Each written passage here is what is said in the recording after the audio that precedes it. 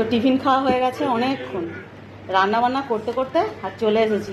দু বোনেই হাতাহাতি করে রান্না করছিলাম, এখন চলে এসেছি দই খেতে। ওরা নিয়েছে এই যেরকম বাটিতে, আর আমি নিয়েছি এত বড় হাঁড়িতে। তোর বাটিটাই ছোট বাটি। বলছে তোর বাটিটাই ছোট বাটি।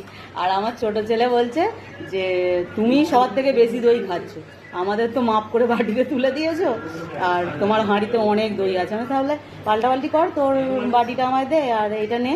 তখন বলছে না না তুমি একটু বেশি খাও, কাজ করছো এত, এইসব কথা জানো। আর এই কাজ করতে করতে একটু ঠান্ডা ফ্রিজের জল বলো, কোল্ড ড্রিঙ্কস, এরকম দই খুব ভালো লাগে।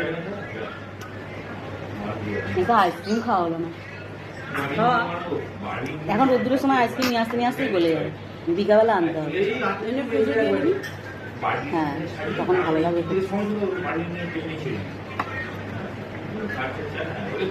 একদম ঠান্ডা ডিপ ফ্রিজে রেখে দিয়েছিল তো, তো যখন দানা দানা মতো লাগছে, বরফও জমে গেছে এর মধ্যে। নেন